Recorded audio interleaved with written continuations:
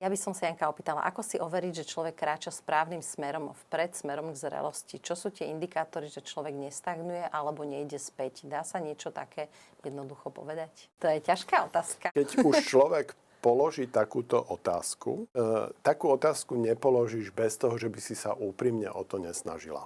Hej, takže v tej samotnej ťažkej otázke je 50% odpovede.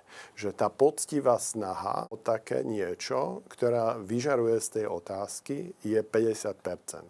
Hej? Že vlastne to naozaj chceš.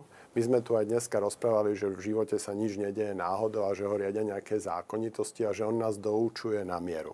Ako náhle človek toto pochopí, ani ty si ma sem nezavolala náhodou a točí nám to spolu v tom rozhovore ladí. Vlastne človek by mal jedenkrát za týždeň minimálne mať jeden deň. Zvyčajne jeden deň je nepracovný vo všetkých kultúrach na celom svete. Líšime sa, že či to je piatok, sobota alebo nedeľa v tých kultúrach, ale mali by sme ten deň použiť na reflexiu.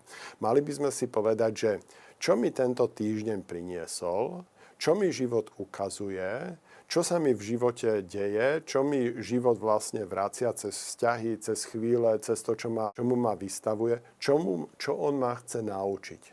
On nám dáva najlepší, najobjektívnejší, najprísnejší a najláskavejší feedback. Nikto iný ti nedá ten feedback tak, lebo vždycky je tam, keď je tam človek, tak je tam subjektivita. Keď je to život, tak ti to odpovie na mieru. A keď sa nám napríklad niečo deje od druhých ľudí, tak si treba položiť otázku. Robím toto ja niekomu? Robím toto ja iným ľuďom? Keď toto ja teraz zažívam od toho človeka a cítim pri tom toto, ja už taký nebudem.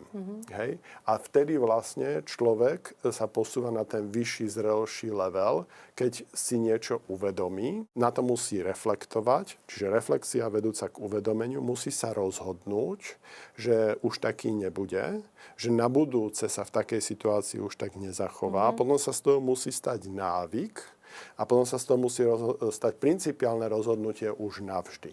A to je vlastne odpoveď predá.